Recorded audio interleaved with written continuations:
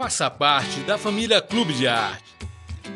Pelo valor de R$ 18, você vai receber mensalmente no seu lar DVDs com seminários e entrevistas com temas atuais, apresentações musicais produzidas pelos trabalhadores da arte espírita, documentários com registro da vida e obra de benfeitores da humanidade e muito mais.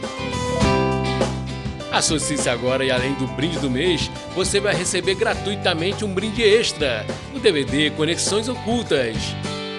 Esta obra apresenta as considerações do professor César Reis, Sérgio Aleixo, Maria Elizabeth e Cristina Delu sobre o relacionamento do mundo físico com o mundo espiritual. Vale a pena conferir. Ligue 0 operadora 21 3017 9800 ou acesse clubedearte.org.br. Clube de Arte, a arte espírita a serviço do bem. O Despertar Espírita de hoje é para atender o seu pedido. Nós vamos reexibir a entrevista que eu realizei com César Saide sobre sexo, uma temática sempre importante para todos nós. Bom programa e muita paz!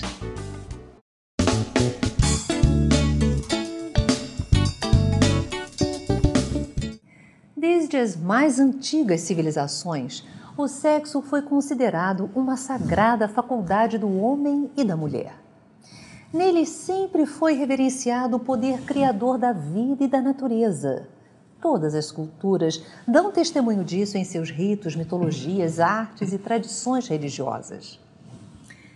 Além do objetivo primordial de reprodução e continuidade da sobrevivência da espécie humana, a relação sexual é uma expressão do amor e, quando bem utilizada, proporciona bem-estar, saúde e alegria de viver. Sobre as questões sexuais, existe uma série de preconceitos e tabus que foram sendo criados pela sociedade. Essas distorções vincularam o ato sexual a um simples momento de prazer, a comportamentos levianos, a pornografia e a luxúria. O sexo é necessário para sermos felizes? Quais as consequências do sexo sem amor? O que fazer para utilizarmos bem as forças sexuais? Para conversar conosco sobre este tema, está aqui César Saide. Ele é psicólogo, educador, escritor e expositor espírita. César, bem-vindo ao nosso programa. Obrigado, Yasmin. É uma satisfação, é uma alegria poder vir aqui e estar com você, conversando sobre este e outros assuntos, e também poder colaborar com a obra, com esse trabalho maravilhoso do Clube de Arte. Muito obrigada, César. Qual a finalidade do sexo? A finalidade maior, a finalidade primeira, Yasmin, é a reprodução. Porque é por intermédio do sexo que todos nós estamos aqui. De uma relação sexual, nós reencarnamos. Mas não dá para a gente restringir a vida de um casal, a vida íntima de um casal, apenas ao aspecto reprodutivo das forças sexuais. Eu me recordo que uma vez, estando num encontro com um amigo, e era um encontro sobre família, e a expositora, de uma forma muito radical, muito reducionista, disse que o sexo era exclusivamente para a reprodução. E esse amigo, até então, tinha 2 filhos. E eu me virei para ele e disse assim, jocosamente, poxa, então você e sua esposa só tiveram a comunhão carnal, sexual, 2 vezes. E ele, brincando, olhou para mim e disse assim, é ruim, hein? Ou seja, existe muito preconceito, muito tabu, inclusive no meio espírita. Não é muito comum a gente encontrar, com frequência, seminários, palestras. A gente tem esse tema sendo abordado de maneira muito avulsa. Também não proponho aqui, Yasmin, um modismo, que daqui para frente só falemos de sexo na casa espírita, que os autores só escrevam e publiquem livros sobre sexo. Mas eu penso que quanto mais a gente conversa, mais a gente exorciza os nossos fantasmas, mais a gente naturaliza aquilo que por si só deveria ser tratado com naturalidade. Porque quando queremos falar do coração, do estômago ou da educação, ou da ecologia, falamos sem nenhum problema, sem nenhum preconceito, sem nenhum tabu. Da mesma maneira o sexo. Então a finalidade maior dele é a reprodução, mas não é a única. Junto a esta se justapõe a necessidade da gente permutar energias, fazer essa troca hormonal. O sexo, quando é vivido com amor, ele tem uma função primordial na nossa saúde psíquica, emocional, na nossa saúde física. Então, a esta finalidade primeira se justapõem outras finalidades importantes. O Espírito Emmanuel, através da psicografia de Chico Xavier, no livro Vida e Sexo, fala que todos nós encarnamos com uma certa carga erótica. Fala-nos um pouquinho sobre isso. Todos nós temos uma energia que Freud e Jung trabalharam cada qual de maneira distinta. Freud, o médico neurologista, Jung, o médico psiquiatra, mas todos dois se interessaram pelos fenômenos do comportamento humano, pelo funcionamento da mente humana. E Jung vai chamar essa energia sexual, essa carga erótica de libido. Mas diferentemente de Freud, que vai associar a libido exclusivamente a sexo, com todas as suas variantes e com tudo aquilo que dá para a gente pensar quando ouvimos ou pronunciamos a palavra sexo, Jung não. Jung já vai dizer que a libido é uma energia psíquica, o que se aproxima muito mais do conceito espírita, Yasmin. Então, se é uma energia psíquica, no momento em que eu estou trabalhando, praticando esportes, escrevendo, pintando, esculpindo, educando os meus filhos, em horas de lazer, essa energia psíquica está sendo movimentada. Então, não é uma energia que a gente deva restringi-la única e exclusivamente ao ato sexual. No ato sexual, essa energia psíquica também está presente. Mas numa visão freudiana, a gente poderia dizer que a visão fica mais restrita. Numa visão junguiana e numa visão espírita, o leque se abre para uma série de outras possibilidades de interpretação desta carga erótica, que poderíamos entender como energia psíquica. Todos nós nos reencarnamos com essa energia psíquica. Então, essa energia seria eminentemente criadora, não apenas de corpos físicos, mas também de obras, enfim. Perfeitamente, perfeitamente. E alguns utilizarão essa energia para o bem, outros para o mal. Outros de uma forma disciplinada, outros de maneira indisciplinada. A gente vai ver também que a falta de entendimento da presença dessa energia em nós também é a causa de inúmeros distúrbios. Ou seja, não é a presença dessa energia criadora que gera os distúrbios, mas é a maneira como a gente processa e lida com a presença dessa energia criadora em nós. Muito interessante. O que nós podemos falar do sexo sem amor, do sexo por sexo?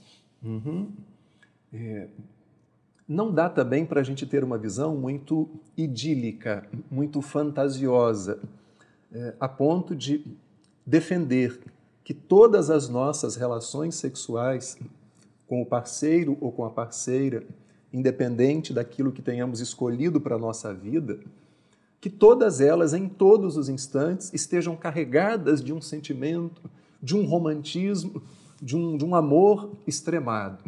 É evidente que, ao longo do relacionamento de um casal, assim como existem momentos que a gente está muito mais propenso a dialogar, temos assuntos em comum, estamos mais propensos a falar dos filhos, existem outros instantes que a gente pode falar da nossa relação sexual, do que está bom, do que está funcionando bem, do que não está funcionando bem, embora não seja muito comum os casais se abrirem a esse ponto. As coisas normalmente ficam meio que subentendidas, Yasmin. E às vezes em casais que já têm uma comunhão sexual de muitos anos. Uma vez uma senhora me disse no consultório: o meu marido só é carinhoso na hora do ato sexual.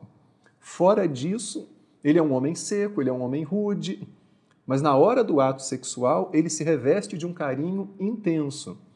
E eu parei para pensar, Por que que nós, homens, muitas das vezes somos assim? Né?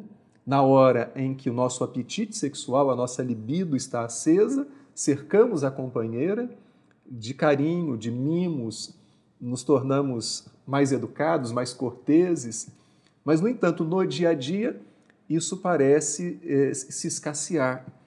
Então, na verdade, a gente vai ter momentos em que a gente vai fazer sexo com amor fenomenal e outros instantes em que a gente vai fazer sexo e esse amor não que ele vai estar ausente, mas da maneira como a gente fantasia e pinta na nossa cabeça, dificilmente.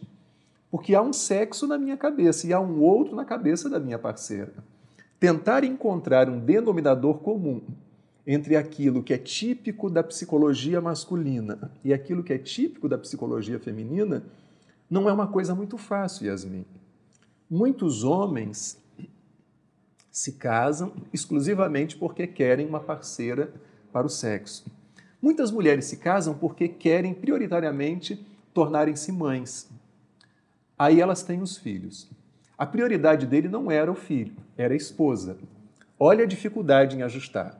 Se a prioridade dos dois era o casamento e não eram os filhos, e vêm os filhos, existe outra dificuldade para ajuste. Se a prioridade de ambos era os filhos e não o casamento, então essa relação vai se tornar uma relação muito mais fraterna do que propriamente uma relação matrimonial. Então, o ideal é que haja amor, o ideal é que haja afeto, mas não dá para a gente querer padronizar, dizendo que o sexo só será bom se em todas as vezes que o casal se reunir na intimidade do quarto, do lugar onde eles, enfim, se procurem, que exista um amor imenso, mas que exista amor, que exista sentimento. Mas não dá para a gente padronizar. Cada casal tem uma vida própria, um ritmo próprio. Para você ter uma ideia, uma vez um amigo me disse assim: um casal que não tenha pelo menos 3 relações sexuais por semana, com certeza esse casamento está em crise. E eu, então, perplexo, perguntei para ele: mas de onde é que você tirou isso? Onde é que você leu isso? Porque isso não está escrito em lugar nenhum, pelo menos que eu tenha tido acesso. Esse casal pode se procurar com menos frequência ou até com mais frequência e viverem perfeitamente bem um com o outro. E quando os filhos nascem, como querer que a parceira esteja disponível para 3 vezes na semana ter a comunhão sexual com esse homem? Por que esse homem não renuncia a esse furor, a esse apetite sexual todo e se debruça também sobre essa criança, que é produto da relação sexual dos dois? Então eu vejo assim, que é muito mais comum na psicologia masculina ainda, Yasmin, pensar sexo dissociado de amor. Na psicologia feminina, não tanto, mas cada vez mais a gente encontra mulheres começando a processar essa separação. Então são questões que dizem respeito à intimidade do casal e que merecem da nossa parte muito cuidado, porque há muito modismo também nessa área. E sobre isso eu queria te perguntar, o que dizia do sexo assim irresponsável, dos encontros apenas para o sexo e depois tchau, a pessoa não quer mais ver a outra?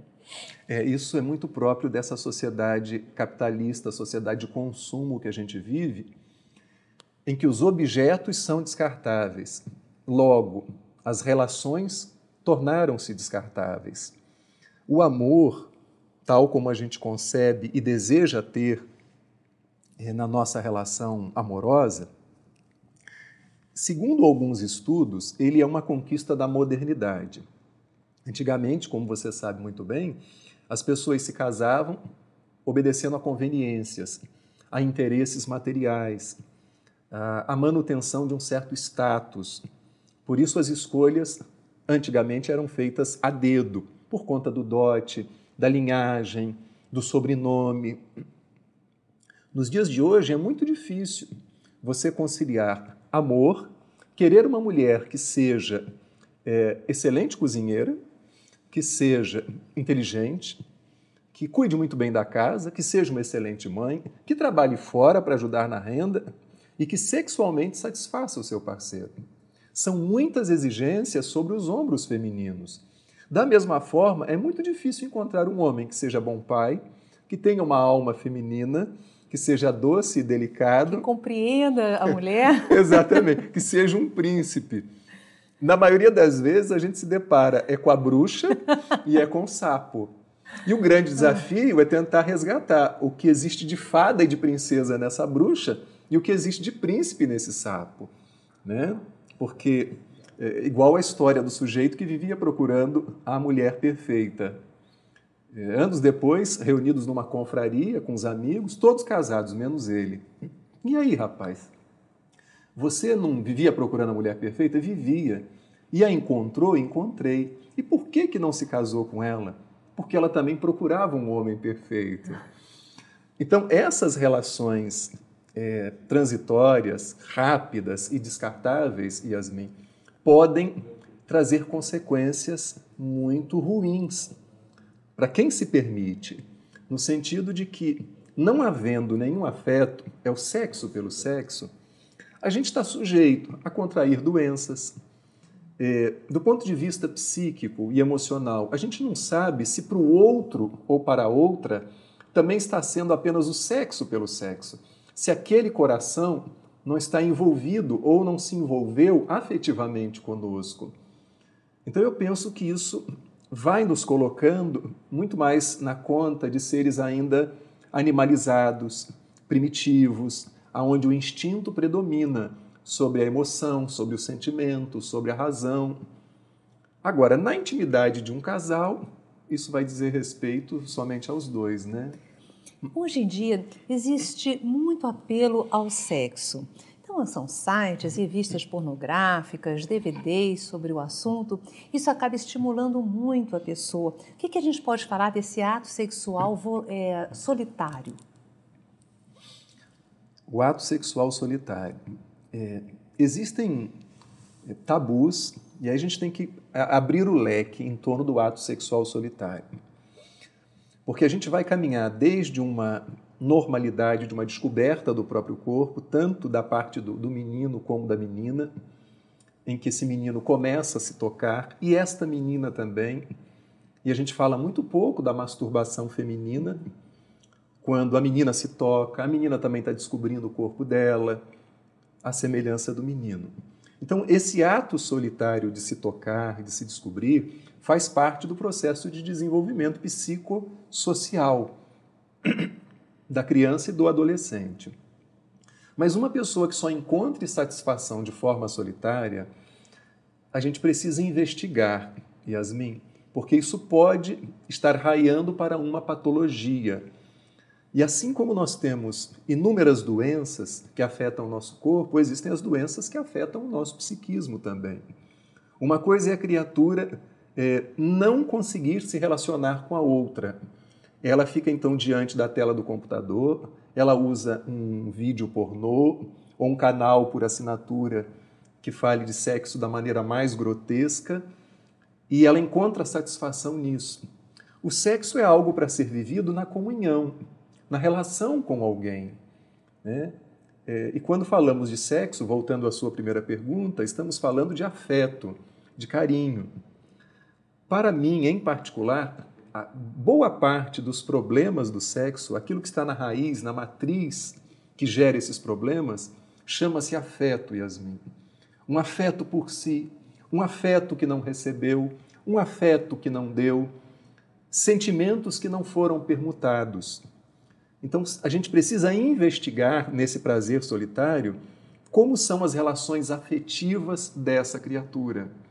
Porque o sexo é uma coisa tão boa, que foi Deus que colocou isso em nós, para ser vivido com prazer, com responsabilidade.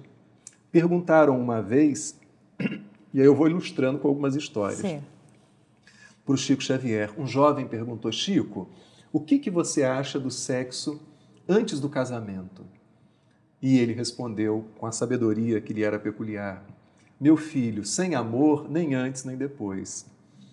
Não disse para o jovem, faça antes ou faça depois, mas deu para ele uma diretriz, o amor. Então é preciso que neste sexo solitário a gente pare para pensar. Estou me amando no momento em que me permito a prática X ou a prática Y? Que forças eu estou agregando em torno de mim com este ato solitário? Porque, como você sabe muito bem, está lá no Livro dos Espíritos, questão 459, os espíritos nos cercam. Claro que a gente não tem que fazer sexo com essa neura, porque senão todo mundo vai ficar assustado, ninguém mais vai se permitir a intimidade sexual, seja ela solitária, seja ela com um parceiro ou uma parceira. Mas a todo momento, com o que a gente pensa, sente, fala e faz, a gente atrai energias similares e espíritos que vibram na mesma faixa. O que você diria para o jovem? Além do que o Chico falou para aquele que fez essa pergunta e foi uma resposta fantástica, né? Eu diria para o jovem, descubra seu corpo, descubra a sua sexualidade, lendo, perguntando, buscando informações bem fundamentadas, que não estão necessariamente na internet. A gente vai encontrar sites altamente esclarecedores e sites que ajudam completamente a desvirtuar a cabeça do jovem e da criança. Converse com pessoas que sejam para você referências positivas nessa área. Não tenha vergonha de perguntar. Assim como a gente faz uma pergunta de química, de biologia, de filosofia, de matemática, naturalizar, ainda que seus pais não conversem com você, porque os nossos pais são produto e são fruto de uma geração muito reprimida, que a gente teve toda uma abertura a partir da década de 60, 70, mas saiu-se de um extremo de repressão para um outro extremo de completa liberação. Então eu penso que a gente está em busca, Yasmin, de um caminho do meio, de um caminho de equilíbrio para nós e para os nossos filhos. Então não tenha medo de descobrir seu corpo, de perguntar, de conhecer sua sexualidade, que é o conjunto dos atributos que uma pessoa carrega, né? Uma coisa é o sexo genital, outra coisa é a sexualidade. Então a sexualidade está presente num beijo, num abraço, na maneira de olhar, na maneira de caminhar, na maneira como duas pessoas conversam. É o meu conjunto de atributos, é aquilo que me tipifica, né? Como uma alma acentuadamente feminina ou masculina.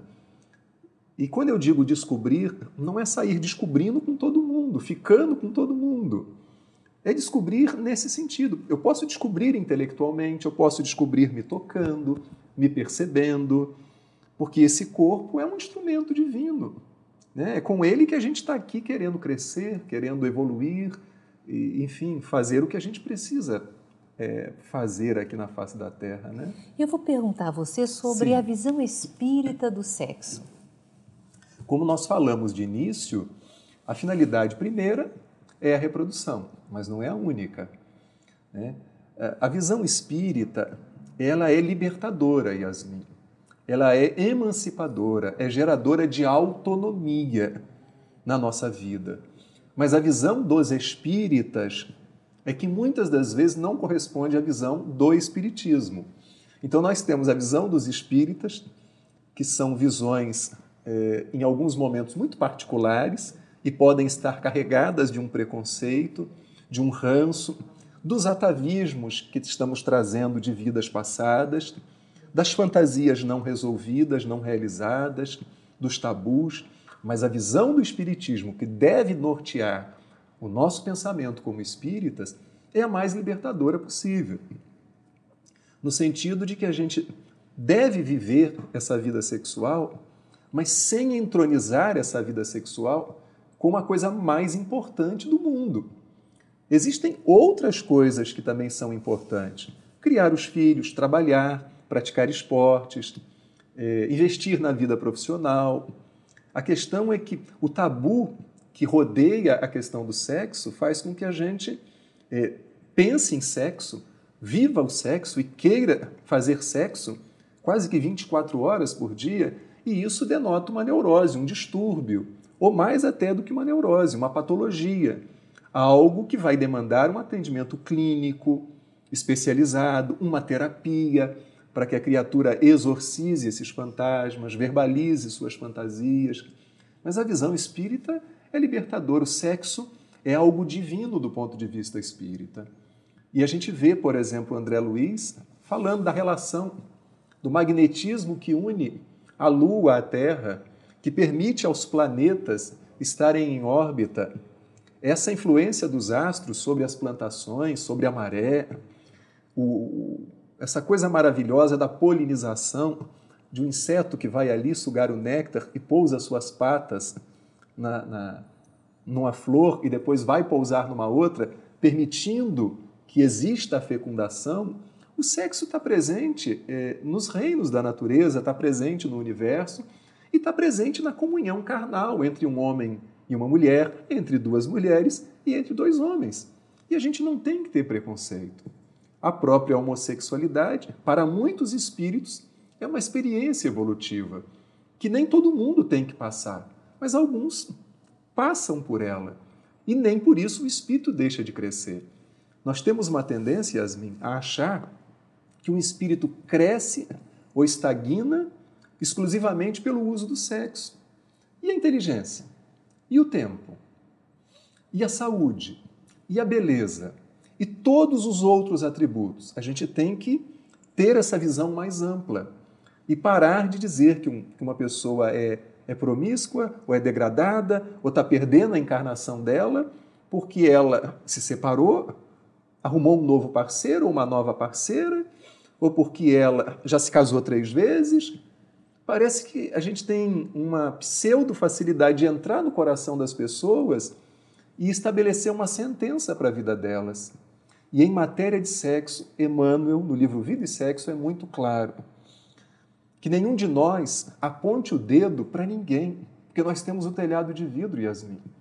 Podemos não fazer nada de absurdo nesse momento, mas não sabemos do nosso futuro, do dia de amanhã, e nem como foi o nosso passado.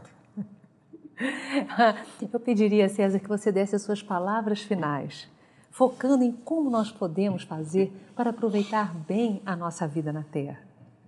Acima de tudo, amar. Amar de forma ampla e restrita. Amar os animais, amar as plantas, amar a natureza, amar o céu, amar o sol, amar as estrelas.